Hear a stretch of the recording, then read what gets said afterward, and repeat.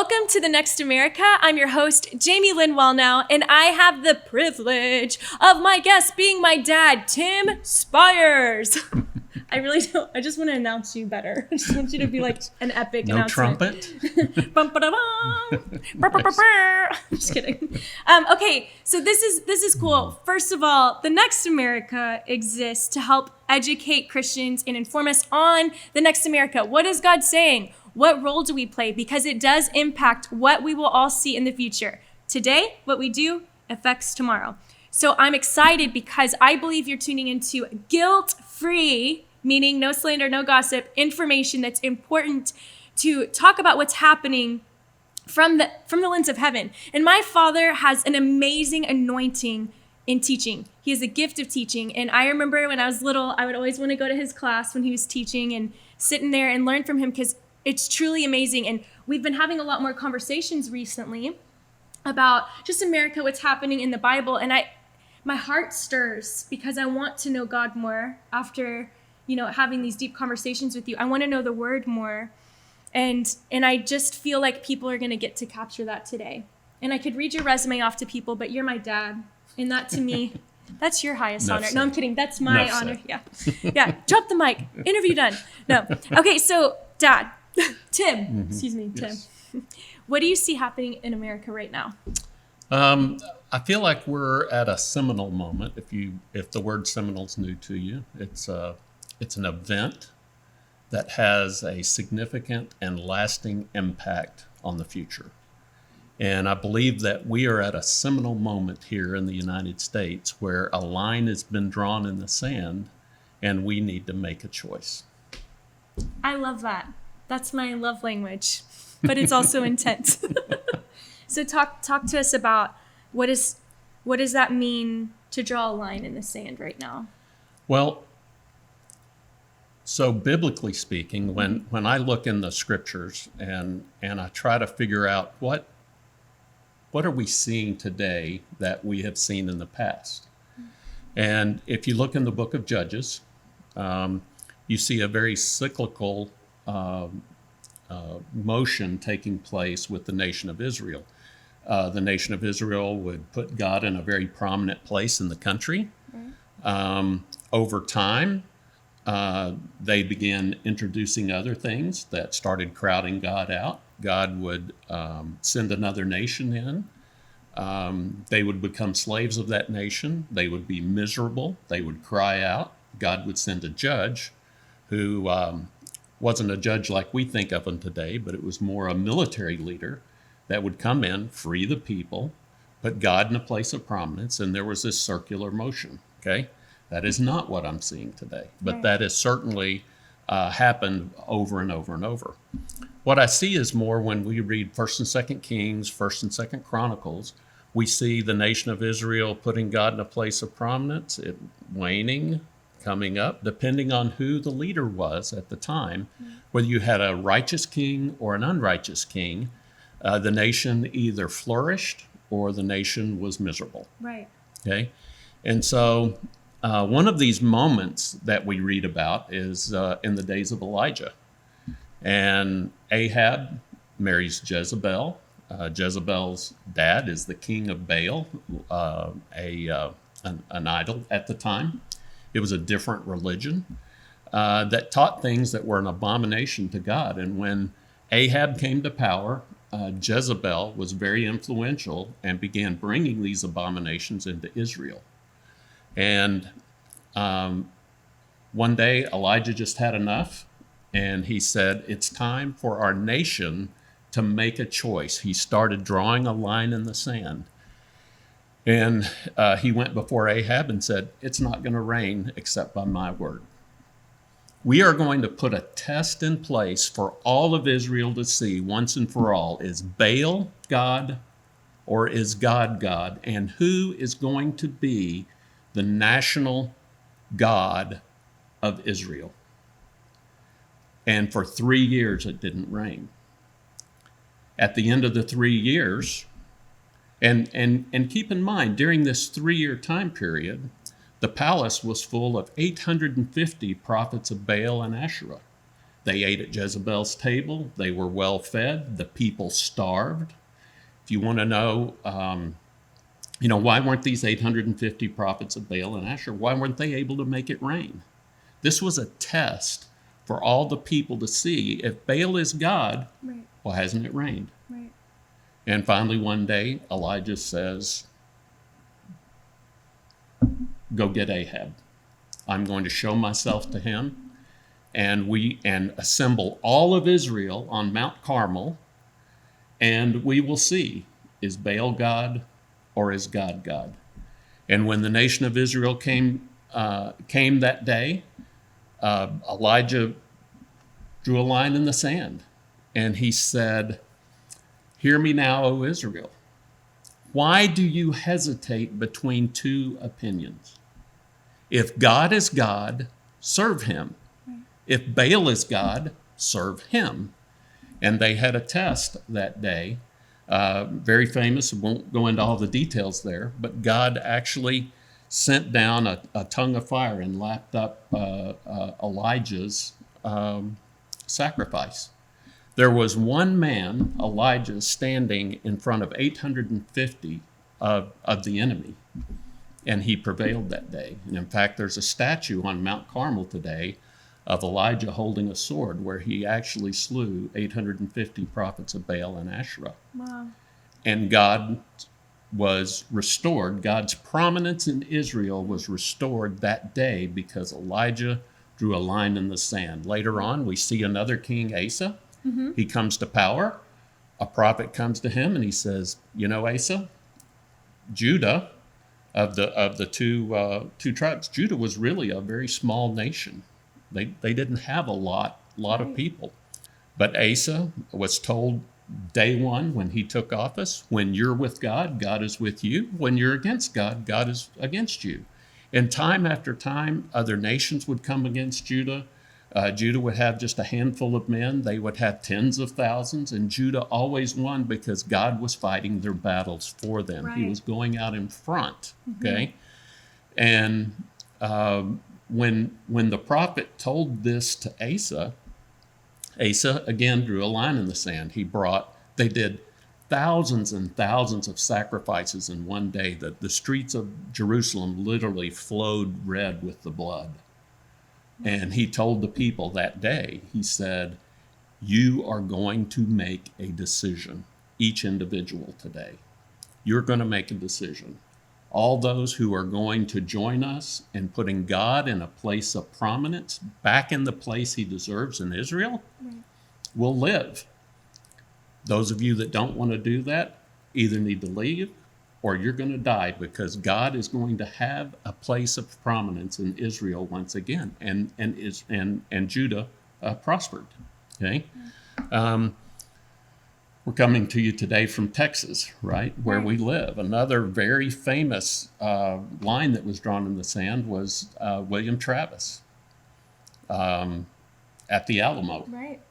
We have a saying here in Texas, remember the Alamo. And why do we say that? Because William Travis literally drew a line in the sand, and he said, all of you who are going to defend the Alamo with me today, come walk across this line. Every person that made that decision knew they were going to die today. They were giving their life to buy time for a rider on a horse to find Sam Houston and gather an army that could defeat Santa Anna once for all. And all of those people, he drew a line. That was a seminal event. Elijah's drawing a line in the sand was a seminal event for Israel. Wow. Asa drawing a line in the sand was a seminal event that had a long-lasting impression. Right. Today, Texas became a republic and eventually a state in the United States, right, because those brave men and women stepped across the line when it was drawn in the sand. And I think that's what we're facing today as well. There's been a line drawn in the sand, and America needs to make a seminal decision, each individual. Right. Is God going to be restored as the national God of the United States, or are we going to put ourselves in that spot? That's really emotional because it's real. I mean, we look at history, and I love 1st and 2nd Kings and 1st and 2nd Chronicles because God is after our heart. And so many Christians say we have to be careful and aware in context of what people are communicating, because drawing a line in the sand is divisive. Like, the kingdom of heaven says you're either all in or you're not. There's no lukewarm. And the kingdom of heaven is not deceptive, though. And there's a lot of deception going on because there's a lot of confusion over which God is my God. Or maybe we're realizing that we've served another God, or we have other idols. And what I love about this time of drawing lines in the sand, specifically when you're talking about King Asa, is when they turned their heart to the Lord, they tore down every false idol. Usually they would go in and they would tear down everything that was getting in the way of Jesus being Lord. Well, of God being God at that time, of their nation. Everything that was an abomination to God, right. They cleansed the land of that, right. And put God back in a place of prominence. I want to talk more about this. We're going to take a quick break, and we have a quick message for you, and we'll see you in just a moment. Any of you in that situation where you feel like you are following God's will, you feel like you have heard from Him on how to go forward and be successful, and then all at once what you thought you knew you were supposed to do isn't working anymore? Can I encourage you that God is not trying to punish you? God is not trying to leave you in the dark with that, but God may be encouraging you that it's time to make a shift in your life or in your business. Welcome to The Next America. I'm your host, Jamie Lynn Wallnow, and I'm here with my father, Tim Spires. We're having an amazing discussion about drawing a line in the sand. And we are at a tipping point here in America where we as individuals there's a line being drawn in the sand, and we have a choice. We're either all in or we're not. And so I encourage you to go check the beginning of the episode if you're just tuning in. But Dad, Tim, let's talk more about drawing a line in the sand, and what does that mean? I mean, my heart is connecting with this because I feel the fear of the Lord. I feel the fear of the Lord right now in the season that we're in America, and us as individuals. I can't control what America is going to do, but I am responsible for myself. Absolutely. So can you speak into what that looks like for each of us individually? Sure. So one of the things that people kept trying to do with Jesus was draw him into their issue. Is it lawful to pay tax to Caesar? You had the anti-tax movement. Hey, we're paying way too much. You know what? And Jesus refused to get drawn into individual issues. Instead, he said, well, render unto Caesar what is Caesar's, but are you giving God what is due him? That's what I came for. And, my kingdom is not of this world. When he was before Pilate asked him, okay, are you a king or I'm confused. Are you a king or aren't you a king? And Jesus said, my kingdom's not of this world. If it was, I would not be standing before you today. My people would not have allowed that to happen. My army is mightier than yours. Yeah. And I would never be standing before you today if my kingdom was of this world. And so Jesus kept his focus on bringing each individual back to God, okay? So what does this mean for us as individuals? It's so easy to get caught up right now in what's going on that the line in the sand is, am I voting Republican or Democrat? Right. Am I voting Republican or Libertarian? Am I voting at all? Am I just so fed up with what's going on? I'm not going to vote at all. I'm done with it. Right. Okay. Mail in person. Okay. Big issues. Right. That's not the decision. The decision is the line in the sand. Am I going to honor God or not? And if you are, and you're a Democrat, honor God as a Democrat. Lead for the changes within your party and that honor God. Right. Get rid of the things that are an abomination to God in your party. You don't have to switch parties to honor God and please God. Right. If you're a libertarian, honor God as a libertarian. If you're a Republican, honor God as a Republican. The line in the sand right now is will we restore God to national prominence, the national God that's spoken in our Constitution, Bill of Rights? Are we going to put God back in the seat of prominence today? And that's a decision that every individual must make. And once we make that decision, we will either reap the benefits of that decision or we will suffer the consequences of it.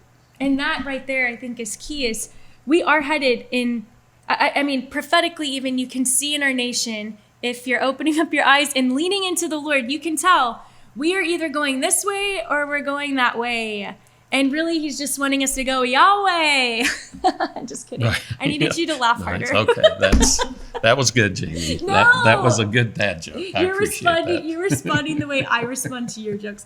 No, but right now, it really is about going that way. It's about our hearts being turned to him. And I love, there's a lot of Christian voices out there who are very divisive in their language, but not necessarily in the kingdom way. It's like the left, the right. And that language is bringing more division, and we're wasting our time on a topic that is not of the kingdom. And I love what you're saying. I think that's so powerful right now. The rhetoric of our nation as believers is not to meddle in the left, the right, or whatever it is.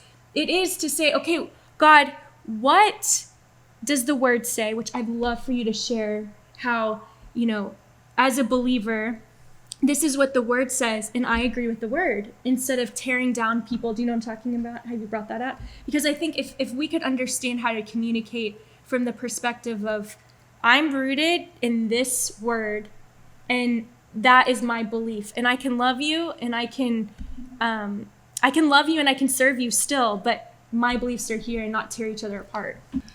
I think we all need a baseline. Right. You and I have talked about this quite a bit. But without a common baseline, I'm wearing a watch today. It's a mechanical watch. It's not a smart watch. And it's not smart because I'm in control of it. I tell the watch what time it is. Right. The watch doesn't tell me what time it is. I tell my watch what time it is. Well, if you're wearing a smart watch, which is tied to the NIST clock in Denver, Colorado, and changes immediately, right. It is a standard. If we're supposed to be somewhere at 1 o'clock and I show up at 1 o'clock on my watch, but your smartwatch says 1:15, which one of us is early and which one of us is late? Because I'm using my own standard and you're using a common standard. We need a common baseline, the Bible, something that I would highly recommend. But we need a common baseline for us to make decisions off of. In the government, we do have that common baseline in our Constitution. And what I really appreciate about what you're doing, Jamie, and about the guests that you have on the show, David, probably the last psalm that David wrote, I want to read that, read it here if I can. But David is older. He's got a lot of gray hair. He's been through a lot with God. We won't talk about all that today. Are you talking about yourself right now? No. But he says, "Oh God, you've taught me from my youth, and I still declare your wondrous deeds. They're awesome." Okay? And even when I'm old and gray like I am today, don't forsake me yet. Don't let me die yet until I declare your strength to this next generation, and your power to all who are to come. And he says, you've shown me many trials, many troubles. I've been on the mountaintop. I've been in the valley with you, and you are awesome. Just let me live long enough to pass this knowledge on of your greatness and your awesomeness to the next generation. And I think, we were talking about this a little earlier.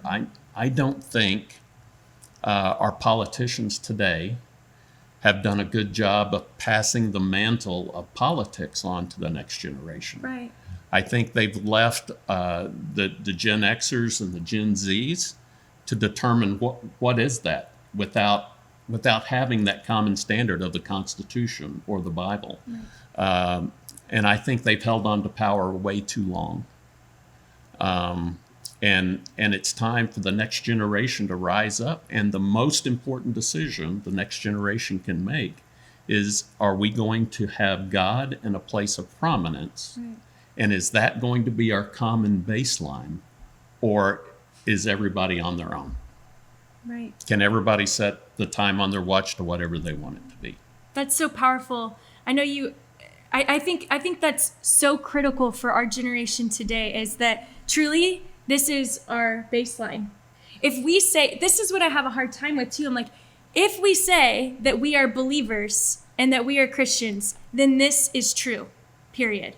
Not what I set this to be. And oftentimes right now, the gospel is watered down to fit culture and make people feel comfortable because we don't want to stir the waters. But Jesus came to stir the waters.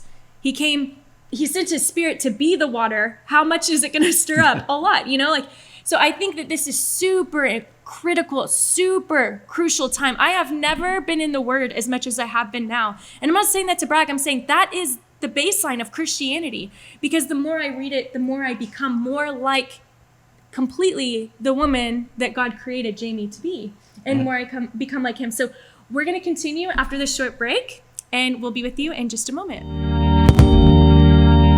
Hey everybody, hope you're enjoying this week's episode of The Next America. Join me, Jonathan Naylor, with Jamie Lynn, where we're going to talk about the original intent of America, as well as discuss topics like the separation of church and state, and how God and the foundation of America actually tie together, and how you and I can bring him back into this nation.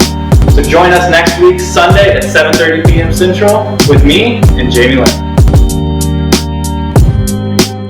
Hello and welcome back to The Next America. I'm here with my guest, Tim Spires, who also happens to be my dad. This has been an amazing conversation about drawing a line in the sand. Where we're at as a nation right now, we're at a tipping point. We're at a point where God is drawing a line in the sand, and we have individual responsibilities to answer that call. And we talked about the baseline being the Word of God. And so if you've missed that, go back and catch the beginning of the episode.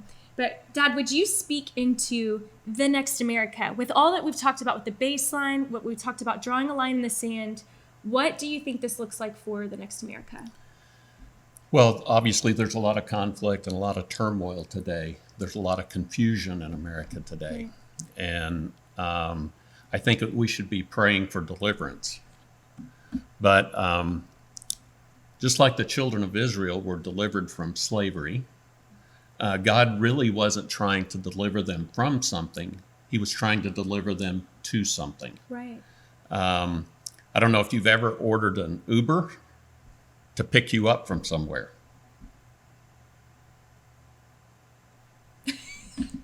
No, I order an Uber to take me somewhere. That's right. Yeah, so God took the children of Israel. He was like their Uber. Uh-huh.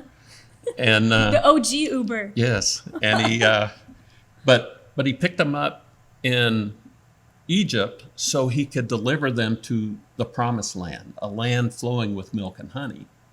He wanted to take them to a new destination and give them something that was very special and awesome. And I think that's what God is wanting us to do today. He's not going to deliver us from confusion if he's not in a place of prominence, because that's not where he wants us to be. Right. But he will pick us up and take us to a place of where he's prominent, where our land once again will be flowing with milk and honey. And I think that's what the next America is going to be. The next America is going to be not everybody walking lockstep and having no disagreements or whatever, but it's going to be a place where God is prominent. Right. And there's a lot of flavors of that in America today. It's what makes us great. Right. That's why so many people want to be here in America, because it is possible, and not from like a nationalism state of mind, but I mean, every nation is powerful and beautiful, and the Lord wants that nation to be turned to him. But I have friends who came here because they knew that was possible, to be in the land of milk and honey, as you would say, as a believer, and they love it here. Yeah, you know, the popular saying today is Mexico doesn't have a border to keep people out of Mexico. The border is there to keep other people from wanting to come to this great nation. We have a tremendous thing here. It's the land of opportunity. Right. It's a land of freedom. And you know, there's a donut shop on every corner. It's true. Right?